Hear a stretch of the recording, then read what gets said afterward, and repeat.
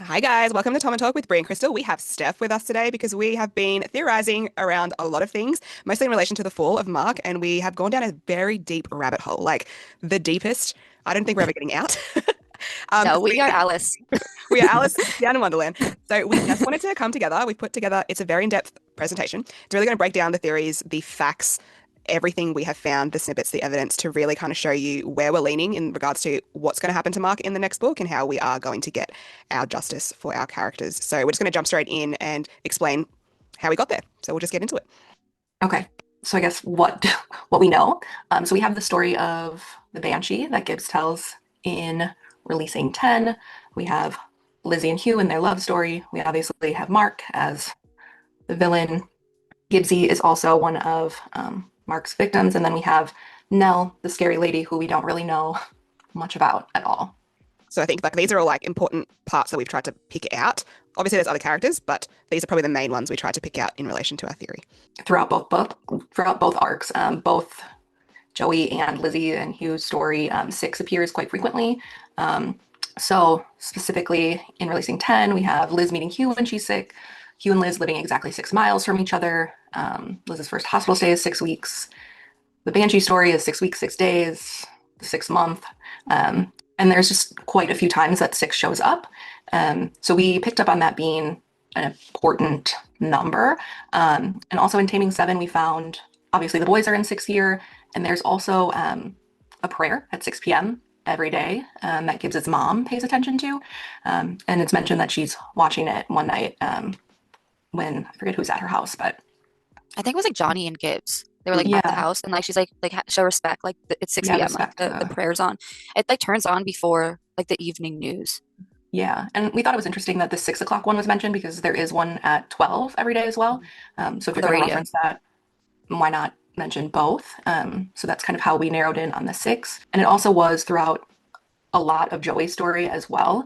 So it mentions in Releasing 10 when Katie is getting her scholarship. Oh, yeah. Mm. It says Katie goes, "Yeah, I'm one of the lucky six," and it's in Mhm. reference to her scholarship, but it's just very specific how she Mm-mm. says it, and it's like, why did Mhm. Chloe come up with that number of Yeah, participants for the scholarship? Seems very Yeah, strange to me. yeah, because it could have been any number. any Yeah, number, but six it just could have been seems 10, you know, like yeah. it could have been four, eight. Yeah, two, I don't know, six. Yeah, it's six just was very So, specific. yeah. And it was one of the last conversations that she had with you where she was like, oh, yep, one of the six. I think this like the sixth thing is probably what got us started Yeah. Mhm. with the spiral, I would say. We were like, what does the six mean? Because it's just Why does too it show up so coincidental. much? And like if you guys know Chloe, Chloe is not coincidental. Like she is No. she is planned out. And the sixes, like you'll see like on the slide there on Releasing 10, you've got all the times that six has been mentioned. You've got Taming 7 and obviously Saving 6 for Taming 6. That's a lot of sixes for 4 books. I don't even know if we looked into Binding 13 or Keeping 13, to be honest. I don't think we did. I don't think we But did. even like key dates, like them supposed to fly out before the sixth, before April, like on April April 6th, 6th. Yeah. before the 3 weeks happened. It took 6 days for Kiva's body to be released. Liz was 6 days for in bed Liz. for, Yeah. yeah, for 6 days. It's just It's so, just so specific. It's too yeah, many times to be. It's too weird. That kind of like leads us into just some important dates. We were trying to look at like 6 year periods because the Banshee comes back every 6 years. So Lizzie's born in 1988. Birth is obviously like a main trigger, like for that 6 year period.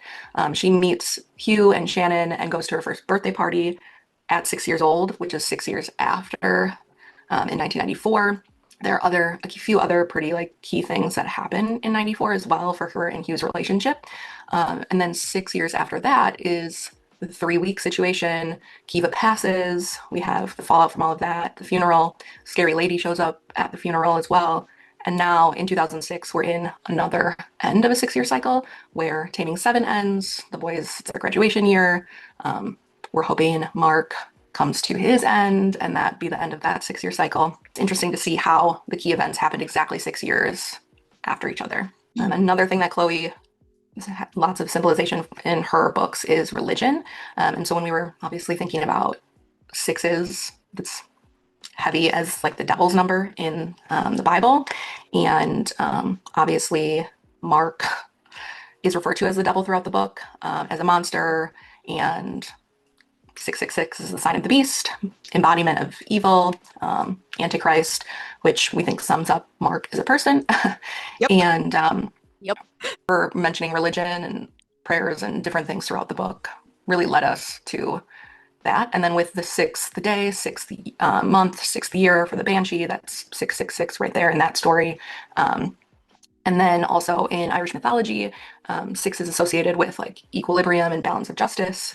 So that's kind of how we started connecting maybe the fall of Mark or him being the beast and the importance of the sixes. Yeah, and then Mark is described as a monster and the devil throughout the book. So at the drowning communion situation, Mark is described as just standing on, looking like a devil by Hugh. And then he also, like, obviously Liz refers to him as a monster. When she kind of puts two and two together, when Kiva says he's a monster, she realizes, like, monster, oh, Mark is the monster. Hugh is constantly like monster in disguise, terrible person. Liz also mentions Kiva's the one who let the monster in the house, who let Liz be exposed to the monster. And then they also mention a few times a fall from grace, which is in reference to Lucifer, who fell from grace. He was one of the angels, and now he rules over hell. So fallen angel, fall from grace. And then Chloe also put Devil You Know on Hugh's playlist. So that's how we, yeah. Very weird. It just Weird. kind of lines up. And Yeah.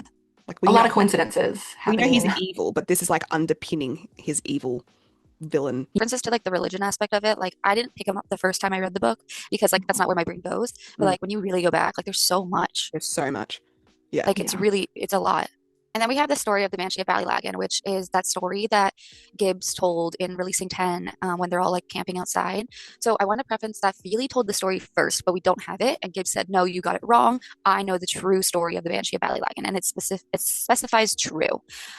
So these are just some quotes from the story to kind of sum it up. So it says, one of the five of us is a direct descendant of, I'm not going to say that name because I don't know how to pronounce it. Goronia. Rainy. What's the last name though? Hogan? Nahogan? Hogan, yeah. But regardless, we'll just call it the Banshee. So one of the five of us is the direct descendant of the Banshee. One of the houses is built on the very spot the witch's house used to sit. On the night of the full moon, on the sixth day of the sixth month, the Banshee took 6 children from their homes and drowned them in the Ballylagan River. She wanted the gift of eternal life and made a deal with the devil in order to get it. And the blood of 6 innocents was the devil's price. When the parents of the 6 children awoke in the morning, like they were like all hell breaks loose. Basically, it's like a search party swarmed. Everyone's out looking for these children, and then they find them at the riverbank, 6 children with 6 bodies missing. So that's just like a little bit of it, and we'll go further into it. So then basically the parents of the children, along with the rest of the town, decide that like the punishment should fit the crime. So they have like a priestess come and basically cast a curse, putting like the Banshee like in limbo. If you must, they said that death isn't enough of a punishment for the crimes, and they conjure up this curse that chains her to eternity in limbo. So as the sun sets in the west, the priestess summons the power of her whatever, and then the townspeople tie the Banshee to a stake on the hill outside her house, and they burn her alive, so burned at the stake. And then they thought that was the end of the Banshee, but then 6 years later, another 6 children disappeared from their beds, only to be found in the morning in the exact same spot on the riverbank. And then it says on the 6th day, the 6th month, every 6 years, like the witch is allowed to return. She's free to roam the town in search of more children. And it says that like sometimes you'll hear the wailing screams, and that is the Banshee screaming in the afterlife as she's like revealing the pain of being burned. So that's pretty much the story of the Banshee. So that name, which I'm gonna butcher, so I'm not gonna say it, but the last name actually means young in Irish origin. So I think this is important because it says like in the book, like according to the town's records, one of the 5 of us is a direct descendant, and Gibbs is like, oh, Liz is the witch, and the last name literally is Young, so Lizzie Young. So I thought that was very interesting, and that last name is commonly used in like Tipperary, Limerick, and Cork, which are Cork, as we know, is like where they are, and yeah. So I found that very interesting when searching that last name. Like, is that a coincidence that that's her last name? Yeah, it's just like, why is the last name literally Young? Like it just means young. So the N-I. So what I understood is the N-I in that last name is just the feminine version. So I think if it's, there's like another, it's kind of like Spanish, how like the ending is like masculine versus feminine. That's how it is like with the N-I. So N-I is just the feminine version of young. And then in the Banshee story, so a Banshee in Irish mythology is actually really big. So I looked up the Banshee of Ballylagan, and obviously it's a fictional town, it's a fictional story. We couldn't find a story that matched it. But Banshees are very, very big in Irish folklore. And a Banshee is typically both good and bad. It really just kind of depends on the legend. But they do something called keening, which is like this like wailing cry. And it's like a warning of like impending death. And it's basically said they're like seen as messengers of death rather than like agents of harm. So like you might assume the Banshee is bad, but that doesn't necessarily mean they are. They're just like portrayed that way because they bring some forth of death with them. And then banshees can also appear in like various forms. Like sometimes they're described as like a beautiful woman, long flowy hair, wearing white and silver. Other times like they may have like red eyes and look more scary. It really just depends on like the story you're reading. But I thought it was interesting how they like a lot of the characters describe Liz because when like Hugh sees her for the first time, like he literally is like she sort of resembled a ghost or an angel, something different, something special. And even Mark is like she looks like a little angel. And then Kiva's like, she screams like a banshee when she feels like it, like in the same situation when he's describing her as looking like an angel. And then also later on, there's more parts where like the characters are like, you're wailing like a banshee. Like they're always referring to Liz as like a banshee or like an angel or a ghost or a witch. And it's very specific on their wording. I added the clip that we recently got when it says like, relieved to be away from the tent, I stood at the cliff's edge, closed my eyes, and released a high pitched scream, like when they're like camping. And then Hugh comes out like basically drunk, and he's like, "Wow, I thought you were the Banshee of Ballylagan." So like even he refers to her like as the Banshee, specifically of Ballylagan. Though Specifically, is that it's just foreshadowing? yeah, very strange. Like she's always referred to as the Banshee, but like no one else is really. And then we get a star is better than a square. So who are the perceived six? So from the Banshee story, we know there is six children that go missing. So who are the six? So this took a little bit of time, but we think it could be Lizzie, Hugh, Gibbsy, Claire, Feely, Katie, especially because Katie does say I'm one of the lucky six. Also, it's interesting because all of these characters, their arc is not complete. So I don't think it's going to be Johnny, Shannon, Joey, Eva, just because they have completed stories. These characters don't, and they all, as you'll see in the evidence that we provide, they all kind of play a role in how we got here. So very specific. And then what does this mean? So we know there's a 6-year cycle. So the 6 days, 6 months, 6 year on a 6-year cycle, kids are chosen. And then we know there is some type of banshee connection. So that's basically just a little summary of like what we know from the story and what's going to kind of go forward. We kind of were looking at the story too, because like, why was it said? Why was it so specific? Why was it like a few pages long? Like it could have easily said like Gibbs told a scary story and like did like a little paragraph or blurb or something and like moved forward. That's not what Chloe did. She gave you dates. She gave you the time. She gave you the moon phase. She told you everything you needed to know about what the story is for a reason. And I think it's because the story is foreshadowing in a sense. So then we spiraled from there and we went deeper into the Banshee. Even deeper. So we looked up a lot of, I guess, Irish mythology, and this is where a lot of this content's come from. So it is somewhat factual in Irish mythology. But basically we looked up the story of, so it's Grania and Diarmid, and that Grania is the Banshee, potentially Liz, and her love interest is Diarmid, who they are identified as like romantic legends of Ireland, like the equivalent to King Arthur, so like a very big romance story. So when we looked at it, the story kind of aligns. You've got Grania as a beautiful woman in Ireland. She's the daughter of a higher king in Ireland. Now, she was courted to a guy named Fionn MacCumhaill as his second wife.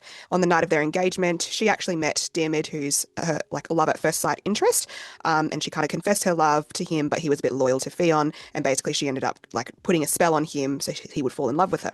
The two then ran off to hide from Fionn because he was quite angry, quite jealous, quite enraged. They eloped across the island and they hid in caves. Interesting. Grania then fell pregnant, and unfortunately Diarmid died protecting her from a wild boar. The story kind of ends with like Grania kind of begging Fionn for some help to save him, and it's not until his son like comes in play that he says okay, but it's too late by that time. So this was kind of like, I guess, the origin story that we basically, I guess, stemmed from to make like an understanding of where all the other characters fit. So then we had the fairy cave. So we looked into fairy caves because we know how significant the fairy cave is for Liz and Hugh. It's obviously where they had their first kiss. It's a really monumental moment. But we were like, why is it called a fairy cave? Like, what does that mean? So you've got some snippets there from the book where he talks about it. But it's not like it's a bottomless pit. He talks about it not being able to get in there with the tide. It'll be underwater after a certain period of time. Like Hugh is the one that brings her in there, and like there's a lot of like mention around like he talks about fairies. He says, "Welcome to the fairy sea cave," so it's actually for fairies. And then we kind of look deeper into what that actually means in Irish mythology because we kind of just decided to stick on Irish mythology as our like source of evidence because it just made sense with all the connections we were making previously. Not necessarily in the fairy cave. I do think it's interesting how she mentions the fairy cave, so you know that Chloe's already looking at some type of folklore. Like she wouldn't have mentioned fairy cave otherwise. She would have just mentioned cave. Just a cave, yeah. So it's specific. So then we looked at, what do caves actually mean? So obviously caves were a big thing in Irish mythology, and they basically are implying that it's an entrance to another world. Depending on like what tale you're reading, it talks about like an example of a county called Roscommon, which is linked to a being called the Morrigan, which also then links to the story of Finn McCool or Finn McHale, which was the main character in that kind of love triangle legend. So then when you looked at some of the things that were said in the book, when they're talking about Mark, they're talking about, so there's some quotes there where Kiva says he's recently moved from Clonamore with his dad. They're like, where is that? He's like, she says they moved from Cork from Roscommon. So it's like the same word. Which again, is this a coincidence? I don't see it like being so specific to use a phrase that's linked to a fairy cave, that's linked to a tale, that's linked to Irish mythology, that's linked to, I guess, calling it a different realm or a gateway to hell or another world, and referring to Especially because Mark is like literally referred to as like a devil, and you're telling me that he's from a place where the gates of hell are? Yeah. So like that's so weird. It's so weird. So then we further spiraled into Fion's or Finn McCool's story. So the story behind him, as I said, he was initially betrothed to Grania. However, he did have a first wife. The first wife's name was Sive, who he met whilst hunting because she had been transformed into a deer by a druid. After he caught her, she changed back into a woman, and then they birthed a child named Oisin before she then returned to her deer form and separated from them, and they hadn't seen her since. The second part of the story is what we discussed before, where Fionn became jealous because he was betrothed to, I guess, the princess of the High King of Ireland, and he chased them around Ireland trying to get them back, I guess. So the way the story ends is like, yes, Diarmid does die, and Fionn is said to just be sleeping in a cave until he's needed in Ireland, because he was kind of viewed as like a war legend who would help. But there's also tales that state that Fionn died after hitting his head and drowning in a river, and some also suggest that his body is buried in a cave. So there's like potentially 3 different scenarios there of how he ended, and it just depends on, I guess, the folklore that you're reading. Then we got onto the Morrigan. So like as mentioned before, when we were looking at fairy caves and the gates of hell, it mentioned that this was associated with a being called the Morrigan. And then the Morrigan is identified as a powerful goddess associated with war, fate, and death. And it is like some sort of a shapeshifter, very much related to like witchcraft, death, protection, and retribution, and uses dreams to communicate. So we thought that was very interesting given the dreams and nightmares that Lizzie's having. They basically said that she uses the dreams to communicate, offering symbolic messages related to her domains, and she's often depicted near rivers, lakes, or other bodies of water, and we know that we have potentially seen someone lurking in the woods every now and then throughout Releasing 10. So when we looked deeper into this, we wanted to know, like, is she bad? Is she good? Like, what is her motive? But when you look at it, it's more around, like, she is kind of like a bit of a protector. She kind of is there. She's available. She doesn't directly kill anybody. She's not a warrior, but she does influence the outcome of battles. Okay. She is involved in like strategic intervention. She has magical abilities to be able to weaken an enemy, to kind of manipulate a situation, which we kind of thought interesting because, again, we know there's somebody lurking in the woods, don't we? Little strange. Little strange. So what does this mean? So based on the Grania, the Diarmid, the Fionn, that is spelt wrong. That's okay. The Morrigan. It's probably a spell check. And the fairy caves, like, this is what we put together. It's like Grania is potentially Lizzie, Diarmid is Hugh, the love interest, Fionn is Mark, the enraged leader, and the Morrigan is Nell, as someone who's been available, lurking in the woods. We don't know what she's doing, but she's always been around, and it kind of looks like she's potentially protecting and around in the woods. Then we've got the fairy caves, which is identification of entrance to other worlds. So this snippet here kind of confirmed that we were on the right track, because this snippet was released this week and it talks about Stockholm Syndrome, and the boys are basically saying, she has you in a bind, lad. She's a witch and cast a love spell on you, okay? And we just talked about a love spell being the origin story of Grania and Diarmid. So it kind of made sense that we were then on the right track for us to continue to spiral further. And we emailed Chloe before this came out. Like, we explained our thought process in regards to this origin story, and then she happens to just release this snippet. And we're like looking at it like, did she answer us? Yeah. Like, was she answering? Like, a love spell? Yeah. Like, that's literally, look up love spell Ireland and their story's coming up. Yeah. And I think it's because we went really deep into different Irish mythologies, and there was too many tales. There was about 6 different tales about banshees, different tales about Fionn. So it was really hard to narrow which one we were going to be following. And this one just proved that we were on the right track, with Grania and Diarmid being like the foundation of that like love story with a villain involved. So that's kind of where we're up to currently. I don't know how to pronounce that. So in Irish folklore, there is this land, and again, I'm not going to even try to pronounce it for you guys because I don't know how, but it basically translates to the land of the young, and it exists outside the mortal world, and it's like described as like this lush, vibrant land, but it's like not really in reality. And then one of the famous tales in regards to this is about Poison, which we know is the son of Sive from the previous mythology story, and it follows about around him and who he falls in love with, which is how do you pronounce that name? Naim? Naim? Nime. Naim? I'm We, going to call the person Naim. let's go with that. He falls in love with someone named Naim, this beautiful fairy queen, and then various legends show different ways to like get to this specific land. But we want, and it's always in regards to like fairies and stuff like that. So we wanted to throw this one in because it is another like fairy land. It is literally translated to the land of the young. So we wanted to add that in just because it does relate to that story. Okay. So Sive is in her story specifically referred to as a red deer. And when you're looking back at releasing 10, we have that very unfortunate wood situation. You all know it. And in the end of it, when Lizzie's kind of coming out of her dream state, or she kind of passes out and she comes back, she says that she specifically sees a red deer, which seems coincidental that it would be the exact same color. It didn't just say deer. Mm. Like Yeah, it could it just says say like red deer. But it says, yeah, exactly. It says red deer. And potentially that being related to the exact same name of Gibbs's mom, we thought was a little too coincidental. So back in the story, as we already discussed, Sive was found by Fionn, transformed into a woman, and then they had Oisin, and she returned to a deer and left. Also, Sive was transformed into a deer in connection with an area around Bog of Allen, which obviously is Mark and Keith's last name. It's Another just too weird. coincidence. It's just too much. Yeah, there was this curse where there was a loophole that if she entered a place so pure that magic couldn't reach her, the spell on her and her being a deer would break. Doesn't she go back to the other world, the land of the young, the Yeah, I think she goes to the land. I Paranong know or the sun something? does. I know the sun goes there. I can't quite remember, but she goes back and the spell is broken. So Yeah. she's a red deer, and then she transforms back when she's out of this like evil vicinity, Mm. which we also thought was interesting because of the name around that curse. So then, as Brie kind of mentioned, Oisin and Nima. Oisin was the son of Fionn and Sieve, and she was obviously transferred into a deer. The kind of legend goes that he met and fell in love with this golden-haired daughter. She's beautiful, and she invites him to this like eternal youth and land of eternal youth and happiness, kind of potentially The like land that I was Claire, describing. who's happy and golden-haired, beautiful girl. I wonder who that could be. And yeah, I wonder. And he spends 3 years in the land of the young, this other world. But he eventually feels this like longing to return to Ireland. The story goes that he's allowed to visit, but he has to stay on this horse and he can't touch the soil. He finds out that time has passed differently in the other world versus Ireland. 300 years have passed. He then tries to help a man move a stone, which unfortunately leads him to touch the ground. This immediately breaks the magic of him and like the aging that was going on in the other world. So he like rapidly ages. And we thought it was interesting because the story often ends with him passing in the presence of St. Patrick. But if you know, St. Patrick is obviously very important to Ireland, and the story of what St. Patrick accomplishes is also interesting and a coincidence.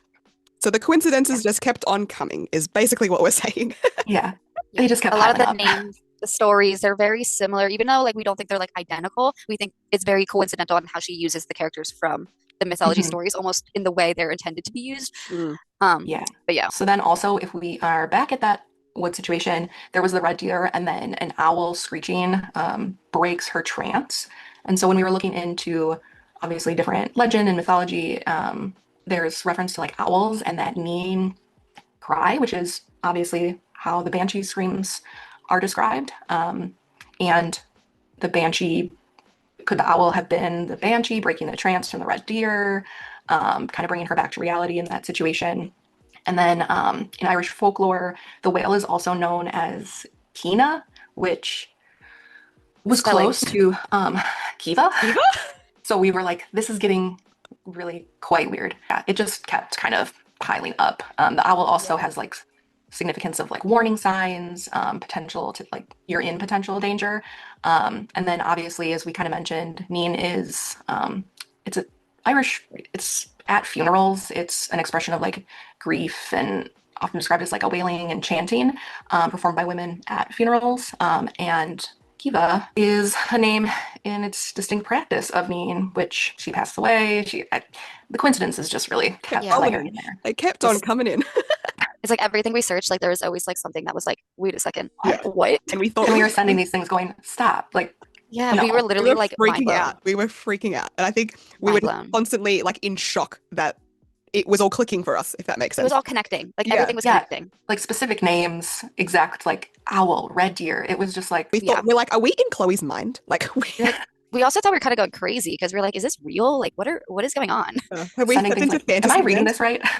Yeah. So, yes. So those are just some examples of the keening in the books. Like, because I wanted to look and see if that was even like a thing in the book, and it's actually used quite a lot. Like Hugh talks about it with Liz's mom when after Kiva dies, they mention this keening sound. I guess Gibbsy also makes that keening sound when he falls out of the like in the river and he comes out, he's like hunched over and he's making these horrible like animal noise, wounded sounds. So there is a lot of examples in the book that keening does actually happen. Yeah. You But all if know you the wanted word to scene. reread it, we've put it here for you. But I guess the main Oh. points are the tear trickling down my cheek when a red deer took a tentative step behind the trees and where she was lying. So the deer watched me with wide, unblinking brown eyes. And initially we were like, okay, who's got brown eyes? And I think we kind of started with that and spiraled from there. She says, I didn't move a muscle, momentarily captivated by the raw beauty of this ethereal creature, while a swell of sympathy washed over me. We were so very similar, this deer and me. We were both prey. An owl hooting high in the trees broke out our trans-like stare down, and the deer quickly skidded away. Run, I whispered, as fast as you can. So now that we know what we know, this scene is hitting very differently A lot harder. and Yeah. harder. Because if we're right. if we're right, this is very concerning. Yeah. Yeah. And were there two Could people there be- potentially witnessed or Witnesses? saw the end result of a certain situation? Hmm. Obviously, we can't be sure based on what we know, but It's just Odd. like implied based on like the similarities. Like it may not come through, but it's just implied that like the symbolism of the same creature or animal is related to Sive versus an owl also related to someone who's like protecting or trying to warn you. Literally referred to as a banshee. So it just doesn't make sense. And then, like as Steph said, the like Oisin story is linked to St. Patrick. So we looked into St. Patrick. And if you know, St. Patrick is like the famous legend of driving all the snakes into the sea, rendering Ireland snake free. Hence Viper, if you're picking up what we're putting down. And it's often interpreted as like the success of converting Ireland into Christianity. So it's obviously back to that religion factor that we were talking about before. However, in Irish folklore, St. Patrick is linked to the River Shannon. Through a legend involving a large serpent, which was like a dragon-like monster in Irish mythology. The legend says that after St. Patrick banished all the snakes, he encountered a large serpent blocking his path on the River Shannon. And we all know Shannon liked the river. So that became more of a coincidence to us. And River Shannon is, I guess, the river that they talk about a lot in Boys of Tommen as well. That's what we assume, at least. Like we I mean, assume it's they're one of like when they're talking like about the the main- river, we're assuming it's that main river. Because if you Google the Again, river, it's like, travels through Cork, so yeah, it's like massive. Yeah. It's a very big river in Ireland. It like goes throughout the whole country. and it pretty much shoots out into the ocean. So Yeah. Then we thought, we wonder if there's anything around our other sixth member that we couldn't quite pinpoint. When we looked into the Keening situation, there was an Irish singer who was known as, I guess, an authentic performer in Keening, which we mentioned was that particular kind of wailing sound, the very particular, I guess, sound in the sense of singing. So her name was Kitty Gallagher, interestingly, and her rendition of Keen for a Dead Child is one of the few surviving examples of her practice. So it just kind Singer. of singer, another coincidence. Keens, Very Kitty, weird. Katie, Katie Bean, Kitty cat. musically Kitty inclined. Cat. Kitty cat. What else? Could be another coincidence. Could be another Could just be coincidence? coincidence. Or is it just another coincidence on our hill? I don't know. Oh yeah, then we looked at the river. So we obviously talked about River Shannon. We looked at what is the meaning of a river in Irish mythology? What does it actually mean? So in Irish mythology, rivers and lakes often serve as boundaries between worlds, including the mortal realm and the other world. We mentioned again previously, the Morrigan is often seen at the edge of these bodies of water, and sometimes it reflects her as a whole figure or as other things, because she also can be a bit of like a shapeshifter, and she kind of influences, I guess, the area around her. So if we looked at the book and the relevance of River in Boys of Tommen, we've got Grandad Young and Kiva dying potentially in River Shannon. We've got Shannon like the river. We've got Gibbsy almost drowning in the river at camping. We've got Hugh and Feely jumping in to save Gibbs during that situation. Lizzie's attempted drowning as a child. Like, I mean, we don't know exactly where that was, but it's obviously somewhere, potentially a river or something like that. And we also know that Hugh and Claire are lifeguards. So it kind of just linked more to like that water theme, which we know that water is a big theme in these books as well. So trying to kind of pinpoint what that could mean moving forward. And then, of course, we had to go into the moon phases and tides because Why not? why not? We got to cover up Of all of our course. bases. I think we also jumped into this because of that Banshee story where it says like she comes on a full moon. So it's like, well, let's look into full moons. So in Irish folklore, the full moon is actually a symbol with both positive and negative forces. It's believed to influence human behavior, and there's actually something called going with the moon, which is like temporary insanity. It's also the time when like fairies are more active and they seek revenge. And yeah, so it also explains how it's associated with the power of the sea and supernatural beings like fairies. So very specific. The full moon has influence with fairies, water, and like going crazy almost. It said the fear of fairy abduction was heightened during the full moon, and young women were actually advised to stay indoors sometimes because they didn't want the fairies to come and like take the kids. So the connection between the moon and the tides was also recognized, suggesting that the full moon causes rivers to swell and even water to rise. And that kind of has some truth to it because full moons are associated with like higher than average tides. I live in Florida and I fish, so this is very common. The tides are just much, much higher during a full moon. But the gravitational pull of the sun and the moon align and they work together on the Earth's ocean, which causes this like greater tide. And I think that's important to the story of the Banshee because it happens on a full moon. And let's just say someone ends up near a river of sorts, they would be a higher tide, it would be more rushing water. The water would be definitely heightened in a sense. So could that play a role in the story? So what does all of this really mean? So we have Fionn hiding in the hill slash bog of Allen. So strange. So our main character is hiding somewhere, and in mythology, he is hiding in the bog of Allen. Then we have the love story of eloping and running away and hiding in caves. Does that just sound similar to anybody? Then we have Sive. Yeah, right. Then we have Sive, literally in mythology being a red deer. We have the owl, which is also mistaken as a banshee, which we are like, Nell, is that you? Are you the owl? Then we have Oisin, who we think is Gibbs, because Sive is the mother of Oisin in mythology. Nahaima, I don't know how to say her name, whatever. The golden hair, beautiful lady that Oisin falls in love with. It takes her to like this land, or takes him to this land of the young. Very Claire-like, very sunshiny. Could this potentially be a possible parallel to the camping trip too? Like with all this river situations with the drownings, the potential of Gibbs drowning in that river, and then Hugh Feely jumping in to save him. Very specific characters who did that, like who went into the river to actually go get him. And I just think we have like a lot of connections that are just like so coincidental that I'm like, are they coincidence at this point when you have like so many things that line up? With the connections, I really needed a visual map, so I made one. Just so you can really see what we're talking about. So you've got obviously Mark in the middle, and he's potentially Fionn. Now his story is he drowns in a river, he hits his head. Okay, he's potentially hiding in the hill of Allen or the bog of Allen, which is considered his base in the story. That's where he trains his warriors. That's where he kind of lives. Okay, he had his first wife, which was Sive, which is the mother of his child, who is Gibbsy, who is Oisin, and obviously Claire as the love interest. They are linked to River Shannon. We all know that. Then we've got Mark. Obviously linked to Lizzie as Grania or the Banshee, and her love interest is Hugh, which is Diarmid. They have a link to fairy caves, and so does Mark, potentially because Fionn was rumoured to be sleeping in a cave. And we know the caves are symbolism of an entrance to another world. So Mark potentially being the embodiment of a monster or a devil, like is he potentially, is that the link there with the other world or the other realm? Hugh and Liz, we know, are potentially getting married and running away when they are 18. So kind of follows the storyline of them eloping and running away to hide in caves, as per Irish mythology. Now, Lizzie is also linked to a daisy chain that she created with Kitty.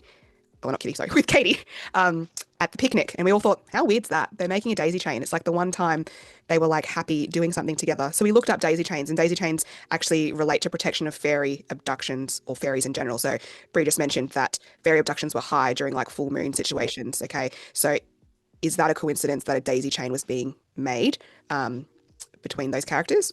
We don't know. And then obviously we've got St. Patrick, who is linked to like Gibbsy's or Oisin's death, but also with Katie as well, given he's the, I guess, love interest for her.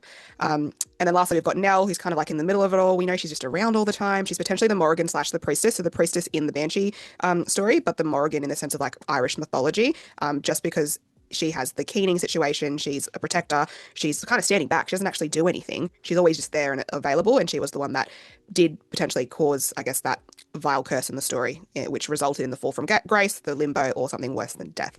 So they're all kind of connected in some like wave or length or form. And it just like once we put it like out there, we were like, okay, like this is getting serious. It's getting weird. It's getting weird. It's like, is this Chloe's mind? And we may have sent this diagram to Chloe. Yeah, we definitely sent it to Chloe.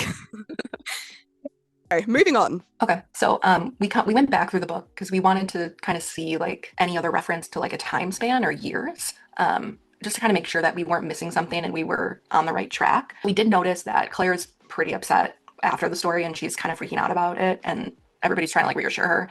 And Gibbs does say she's not due around for another 4 years. So we went back and we looked at all of the key dates, all of the key events, and we tried to come up with another timeline to see if 4 years, like if it would match up somehow. And there were no key dates that really aligned.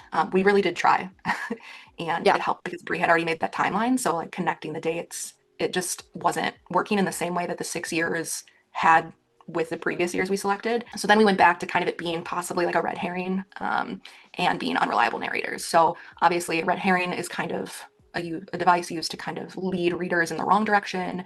And that could potentially be what this is, used by Chloe to kind of, if someone did connect all of these coincidences, perhaps kind of throw them off to make them think they're not on the right track. Or it could also just be an unreliable narrator because Gibbs heard the story. We don't know exactly where he heard it from, and how he would know that the cycle started 2 years before.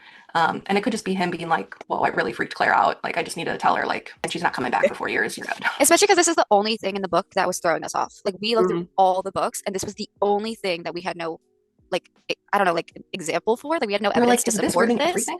Yeah, This one sentence was ruining our life. Literally, it didn't make any sense. And like we went through these books like top and bottom. We like literally we did not stop for like a whole week trying to figure out like this whole thing.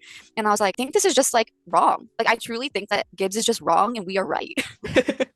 Yeah. I hate to say that because he's the character in the book, but like we know that characters are unreliable. I was like, why can't he be unreliable in this sense? We don't know who told him the story. Plus, we do know Feely told the story first, and we don't know what he said. So like, if Gibbs thinks Feely was wrong, why can't Gibbs be wrong himself? He like when you tell like a folk tale or a scary story, it's an interpretation of what you've read or heard or seen or whatever. So you're not going to tell it identical to like what was written or whatever, you know? Like if I told you the story of Beauty and the Beast, I'm not going to word for word tell you what happened. You know what I mean? I'll just give you like a pretty good summary of it. So could he just not have fully understood? Could he have just made up a number? Like we don't know what's going on in a child's brain. So like he could have just made up a number 4. You know what I mean? So we just kind of refused to acknowledge that and move on to our theory. Yeah, literally. So the key dates, based on the 6th cycle, the key dates we're looking at is the 6th of June, 2006, which we are potentially thinking that's going to be around that grad ball time, because that's obviously around the end, moving into their, I guess, summer break. We know that Lizzie's birthday is also that week, which is Friday the 9th of June, and she turns 18. So it just kind of makes sense that June 2006 is where we're going to potentially get to where we need to be to get some resolution. So the initial plot ideas, again, so these are all just theories based on all the information we just gave you. We then started to think about, so how can we make it, I guess, as realistic as possible? Yes, it's still fictional, but still have that realistic factor in play. Like we're not just completely going off Irish mythology and recreating an Irish mythology folklore tale. So we initially thought maybe Liz potentially brings evidence to the guards to seek justice for Gibbs, and maybe Hugh comes. So maybe once the evidence is found, they try again. We know that they've tried to go before. They go to the guards and they try and obviously show the evidence. And obviously the evidence at this stage is potentially some more letters, maybe some stories or her journal, and the photos that we know are out there somewhere. So we know that there's some sort of physical evidence out there. It's just how that obviously gets out and where that then goes, because the truth will need to come out at some point. Then we were thinking about how would we, I guess, possibly support the evidence, because they are still, again, kids. Could potentially Nell or Sive maybe have seen that wood scene if we're saying they were depicted as an owl or a deer, and potentially corroborate something for the testimony. And could also Darren be aware of something about Kiva, because it is implied that he kind of knows things when he's talking to Gibbs. He knows things about Kiva previously. So he's kind of like on the side, like as a potential player. And then lastly, the final autopsy for Kiva, we still don't have. There's 2 references and they're like preliminary. Like they were like, yeah, we don't have the full autopsy report yet. We only have like a partial. So we I think when Kiva's body is released, it's like Yeah, They only there's had a literally only preliminary two. one. It And said then 6 days for the autopsy, like to for for her her body to body, be like taken yeah. out, and then it mentions like the preliminary results are back, like it's not anything substantial. Yeah. I think they ruled out foul play. Yeah, and then the That's second all. one I think is when they are talking about Mark and how the town, like there was no evidence in the Mhm. autopsy. The preliminary autopsy said no foul play, but the Yeah, town was already kind of, like court of opinion suspicious. kind of Yeah. came into play there a little bit. So that's So, still potential to come out to give us more evidence as well. and some justice for Kiva too, because I feel like she probably deserves that as well. Yeah. And then we have some more theory plot points. So Mark's downfall. So we notice how that Hugh mentions like once the parents find out you're gonna have this fall from grace, and I'm gonna be there watching this. So a fall from grace. We were like, what could that mean? Like in a literal sense. So could it involve like public humiliation, a trial, townwide exposure, which is probably where we're more leading to. Like if evidence did come out and the guards like say like put a warrant out for Mark's arrest or something because we know he's in hiding and like this is kind of like published all over the town and everyone gets involved, this is going to ruin Mark's reputation. He is seen as a good person. All the parents like him. So I think if we switch the narrative and make everyone realize like no, he is actually a monster, I think that like humiliation of his like good image is no longer there, which is going to lead not only, I mean, he has a wife and child. If evidence is out there that he is potentially this predator, I mean, she's going to want to leave him. She's going to want to take custody of her child. She's not going to want that around him. So I think he's going to get some type of exposure from like all this truth. And like, this is going to be his like public humiliation. Mm-hmm. And then the worse than death, like we were like, okay, prison, which sure, that could totally be a thing. And we talked a lot about like the trial and the prison route and how that is very realistic. But then you're like, do we actually think we'll see that in the book? Especially because we can't see prison because we're not going to get his POV. So then we're like thinking like a psychological spiritual limbo because in the story it mentions the priestess like cursed them to limbo, which is like basically a state of like purgatory, you're just in stuck. between. Yeah. Yeah, the in between. And I think that more so is going to play a role with Mark spiraling. I think his fall from grace and like this worse than death punishment is him going to be like about to be caught and he's stuck in like the spiraling state. He's like, I need to finish this, I need to cover up the loose ends before like this happens, like I still have time to like redeem myself. Like he's already like on the run essentially. We have like a town who hates him and then now he's like going crazy in his own head. And I think he, just like the wood scene, he wants to tie up those loose ends. And who is the loose end in the story? It would be Liz. And where's he gonna hide? Like if everybody Exactly. hates him, are Exactly. you just hiding There's in no the place to woods? go. He's lost. He's Like, like where are you? literally like Yeah. there's nowhere to go. He's at his last straw. He's like, I need to find this final piece of the puzzle and take care of it before anything else can come out. And I think Yeah. he's just gonna be so stuck in his head, like and basically going insane. And And that that is desperation is gonna that's a fate worse than death. Like going insane and being stuck in your mind is horrible. Like that is going to make him go crazy. So that could be his worse than death moment. You know what I mean? And then the bridge confrontation. So we do think that Mark somehow will isolate Liz as that loose end, and we potentially think this is all going to happen at the river, at the bridge. So how she gets there, we're still kind of unsure about, but we do think for some way Mark gets Liz to the bridge, and there's going to be some confrontation, and it's going to be kind of like a full circle moment from like the earlier events in the book. I think Gibbs is going to notice Liz is missing. I think Claire's going to notice Gibbs is going after. I think the whole group's going to notice that Liz is missing, which makes the group, the rest of the six, end up at that scene. Could it be that maybe Hugh knows like where she goes when she's like in like certain phases, and maybe that's why he ends up like going like we have to go to the bridge, we have to go to the river. Liz has accused Mark this whole time of like what happened at the bridge, so I feel like that's just like a good place to check on maybe that's where she is. So we don't know how they all get there, but we do assume they all get there somehow after some type of event, and there is a big confrontation like climatic moment. So then we get to the scene, and we've called it Chaos at the River because it kind of made sense. I guess if we're thinking of a big situation, so it has to be bigger than what we've seen so far in all the books. It has to be dramatic, it has to be scary, it has to kind of give us that full circle moment. So as Brie mentioned, they're all at the bridge. There's potentially a bit of a confrontation. Maybe Mark grabs Liz, they struggle, they fall into the river, and then we've got a repeat of what's happened at camping. We've got like Liz, Hugh, Gibbs, Claire, Feely, Katie there. You've got potentially Hugh fighting Mark to protect Liz. Maybe they're fighting, they all fall in. Mark and Hugh are fighting in the water. Mark can't swim is our like theory because he didn't do anything on the boat, and like his dad said he couldn't swim. dad So said he then couldn't either swim, side so or Keith could swim. yeah, so if they couldn't swim, we're assuming Mark can't swim as well. So they fall into the river, and just like reflecting back on what Bree said around the tide. So if it was a full moon night on the 6th of the 6th, 2006, potentially the river is like heightened. Maybe it's heavier, it's choppy, it's not just still water. So that would cause obviously a bit of a struggle to anyone, even if they couldn't swim. Then Liz is obviously falling in. Gibbs potentially jumps in after her. We know Gibbs is working on his swimming at the moment, so potentially he now is more confident in swimming. Hugh, Feely, and Claire also follow in. We know Hugh and Claire are lifeguards, and obviously Feely is going to jump in regardless because he did that previously. Katie is going to call the guards. because Like she always wanted to. like she always wanted to. We have a snippet of her saying, "Should we call the guards?" And we just thought, well, wouldn't that be interesting if she actually did call the guards in a situation that required it? Because they all kind of jump Well, in. she's not very good in conflict. Like she's always kind of like covering her mouth or Yes. like oh no. Yeah. So it kind of makes sense that she wouldn't be Jumping in in. the water, especially when looking back at camping. She's like, oh, stand back, Shannon. Like, Plus, we don't. need like if we're following the Banshee story, we need like a search party or like the guards and the parents to be involved. So like Mhm. someone has to notify Mm. the police. You know what I mean? Mhm. Like in order to make like all of this like follow that story, someone has to call them. So we Mm. have to get there somehow. And then we know Nell is potentially lurking in the woods. So is she then the adult witness of all of this happening? We know she's potentially around. She's been witnessing things for a little bit. Is she then the adult witness that they need moving forward? Because then again, it will be all the kids versus, whatever happens in the scenario. So after that, we think that when the guards and the parents arrive, it's kind of going to mirror the Banshee legend, where they're kind of all found on the riverbank, and potentially the parents were like worried. They didn't know where any of these kids were, and then found at the riverbank after this altercation, very similar to the story where the missing kids were found without their hearts. And this is a way that it kind of brings it full circle and gets justice for everyone, because it's full circle for Kiva. It brings Gibbs and Liz together for this like full justice moment, which is something that we were really trying to figure out, because if it was just like just Liz or just Gibbs, it didn't really do it. Mm. Didn't bring it all together for everyone. Yeah.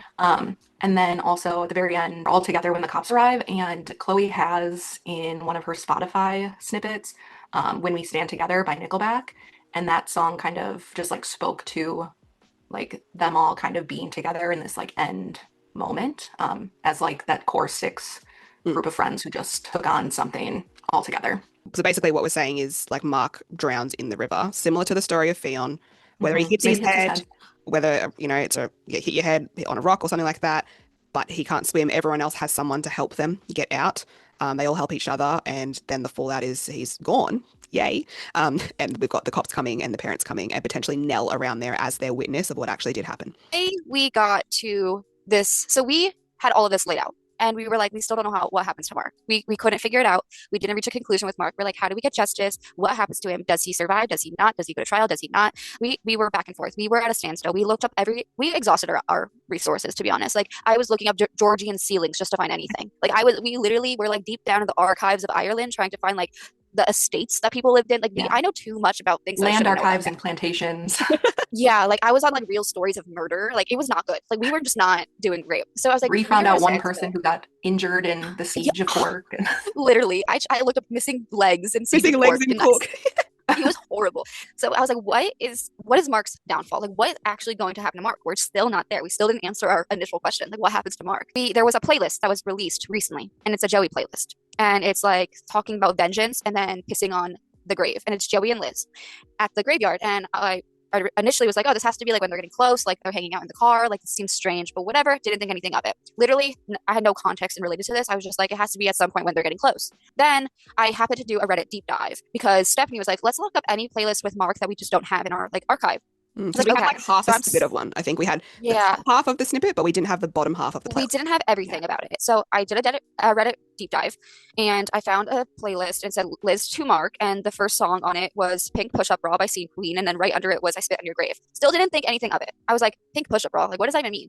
On the Reddit post, so thank you to whoever made this Reddit post, they put the lyrics of Pink Push-Up Bra, and it literally says, like, piss on your grave. And I said, wait a second. I know that line. I was like, that line is so specific. Where did I see this before? So I went back to the Joey playlist, and it's the same exact line. And I was like, oh my gosh, I have an aha moment.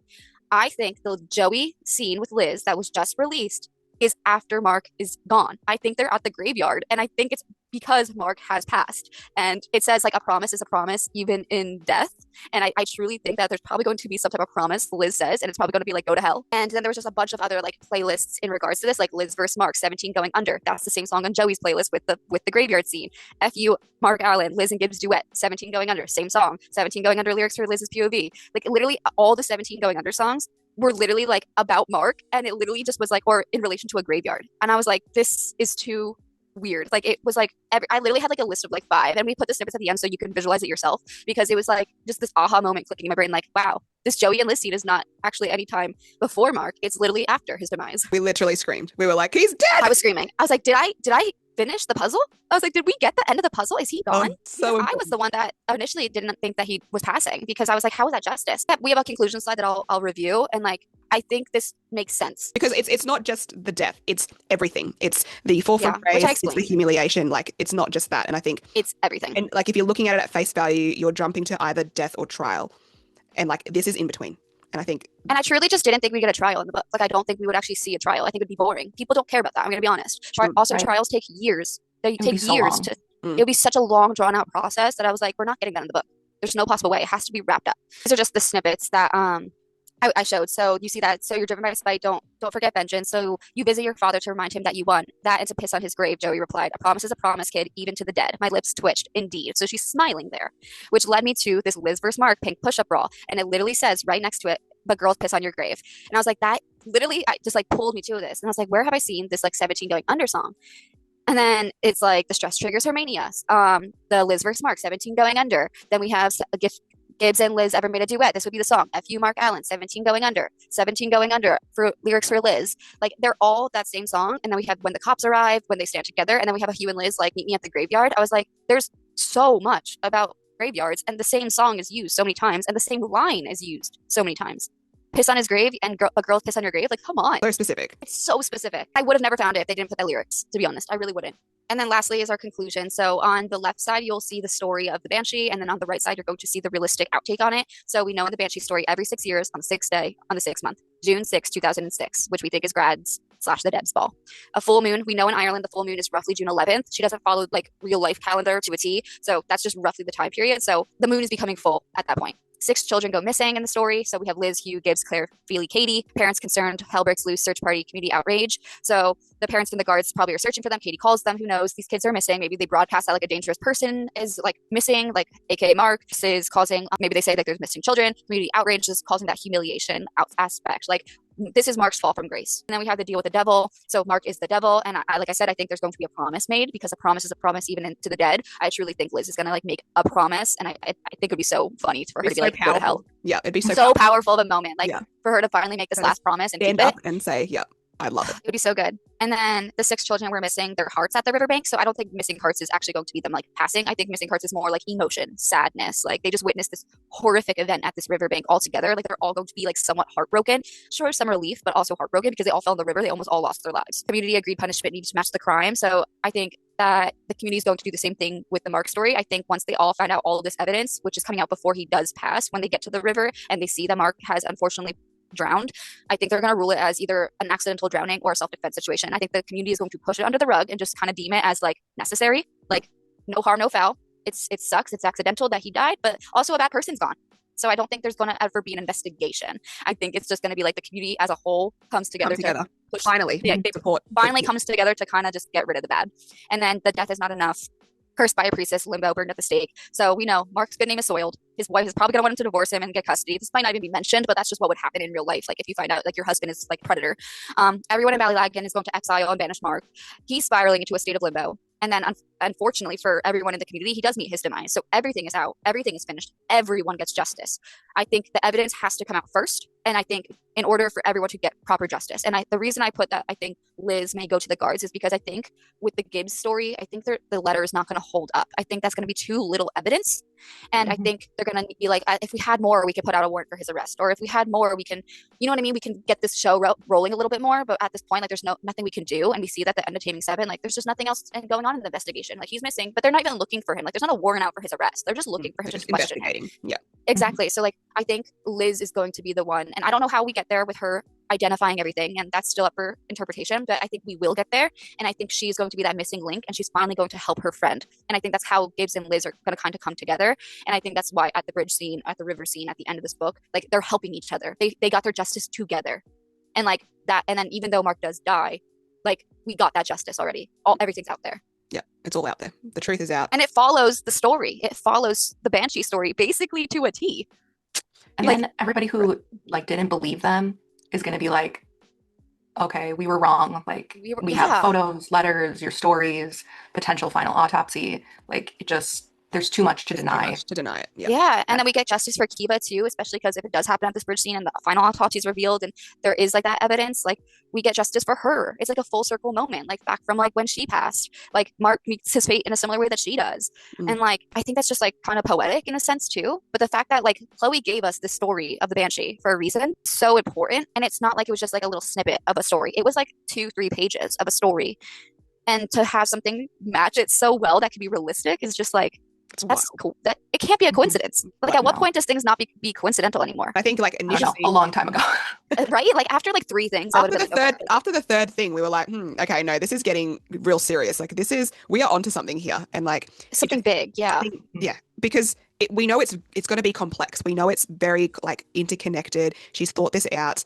Like, I think people think there's a lot of plot holes in her stories, but they're all intentional, or they're different people's point of views, like, and they're there for a reason. And if you're not going through the timeline, you're not actually like reading it as you should, you're not going to pick up on these things. And we wouldn't have picked up on them either if we didn't go back and do our research on our book report.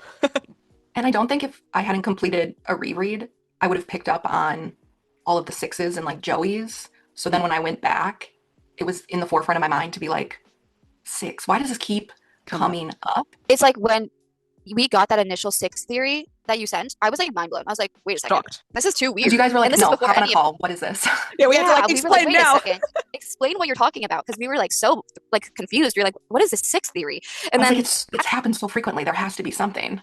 I was immediately hooked on it. I was like, this means something. I was like, this means something. We were trying to unpack the Banshee story for a while, and we were just like, it's just so bizarre. Like, it's just a bizarre story. We were trying to figure out, but it wasn't until the 6s came through. We were like, okay, hold on, we've got to focus on this 6 situation. So yeah, because 6 years, 6 days, 6 months, like, it's too specific. And if you're making up a story, like, we went through all of the Irish mythology and like traditional like ghost stories in Ireland. We even looked up like the most popular books and poems by Irish authors, things that might have come out during that time frame. And there was nothing that had 6 years, 6 days, 6 months, nothing anywhere. So it was like, okay, well, she chose those, like that number specifically for a reason. It's a very intentional decision for her to make this number 6 so prevalent in the books. Just the 6th year, like, I mean, we're literally leading into 2006. Like, it's just like so odd, like that they're graduating in 2006, their 6th year. Like, it just makes so much sense. And then like the whole like Katie with the 6th being this lucky 6, like who says that? Like, oh yeah, one of the lucky 6. It's just like an odd statement already. Well, and for so long we were like, who could it be? Yeah, we didn't know. We went back. We were like, how does Katie even play a role in this? Because then I was like, she's the only one without an unfinished arc. Like, we have the completion of Johnny and Shannon. We have the completion of Joey and Aoife. Like, while I would love Joey to be there, like their stories are done. It makes sense for it to be the 6 people who are not finished. Yeah. And that can also potentially lead us into Claire. Like, I think we're going to get this scene twice. I think it's going to be kind of like a Joey Shannon situation, how we got the fire scene twice. So Helix 7, I do think we'll revisit this stuff, but that makes sense because it's both Liz and Gibbs' trauma. But I think this can also potentially lead us to where Feely and Katie end up getting, because they need a story. We don't have their story. There's no plot for Katie, Feely, other than the romantic aspect. Yeah. So we need a plot. So like, could they have gone through some type of trauma like this together, which makes Feely want to leave after school? You know what I mean? Maybe this is why he leaves. Maybe he's like, I need to get away from all of this. Yeah, they need to know. We have the rest of them. Yeah. And it just exactly. So they need to be tied into a plot point, because right now they're not in anything. There's nothing other than romance with them. Like, whether that's a love triangle, a cheating trope, an actual just pure romance, there's nothing that is their story that is just not something along the lines of some type of intimacy. That is our that is our wild theory. Just a glimpse into the rabbit hole. Yeah, and if anyone has any other like evidence or things they want to send, like, please let us know, because we're always looking for more. We're always trying to update our theories. Like, we never claim we're right, but we feel really confident on this one. Try to fact check ourselves so many times. So we're only human, so we can miss things. And we know that we don't have every snippet out there. We're still finding new snippets as they come through. Like, Chloe's often unprivating playlists. Like, we know that there's obviously potential gaps, and this may not even this might be the crux of where she's getting her ideas from, but it might not come through in this way, because at the end of the day, we don't know. We just theorized based on the knowledge that we learnt, and then what potentially could it look like from a dramatic plot point in a book where we've got everyone there. We think we went down particular movies and shows that we know that Chloe likes to kind of use to see if there's any similar plot points that happen. And often it's always at a dance. It's always at a dance or a graduation, like some sort of school event. So that's an event. So we thought that's why we're like, grad balls must be it. And we know that's going to be in the June period, because that's the end of this, the term. So I think there's definitely we're pretty strong, I think, on what we've got. I feel like we covered pretty much everything. I mean, I couldn't even tell you what other resources to look up, because I feel like we looked up everything. There was one point we were like, what do I Google? Yeah, we were just asking each other, what should I Google right now? Yeah. Because we didn't have anything else. our Google alert search is like They're triggered. probably like, why is this Some of girl the looking things at so much we were Irish? searching. What Probably is on like a What watch could an list. owl possibly mean? It was Yeah. what is worse than death? Oh my gosh, so many. I was like, punishment's worse than death. I was like, I'm on some watch list Oh somewhere. my god, yes. Like, Someone I also was flagged us. deep in land archives, so which turned out to be not necessary, but yeah. But that's our theory. Thanks for watching, I guess. But see, so make sure you're following all of us on TikTok. There are handles there. We will potentially do some lives to talk more about this, but we'll probably just get you to watch this video because obviously it's quite in depth. It's very hard to explain Yeah. without the evidence. Like we probably can't even post a TikTok video or anything on it because it's just so in depth. You need like the PowerPoint to really see what we're talking about. Yeah. I agree. You're gonna need like this. You're gonna it need. all builds on each Yeah. other. So We would just recommend obviously watching this, and then obviously if you have any questions, please feel free to slide into our messages or touch base with us when we do some TikTok lives. So the good thing is, guys, it's all going to be managed. The It's all solved. We're getting justice, and he's going to be dead. We love it. that's all I've ever wanted. It's all I've ever wanted. I'm so happy. Literally. All right, guys. Thanks for watching. Thanks Bye. for watching, guys. Bye.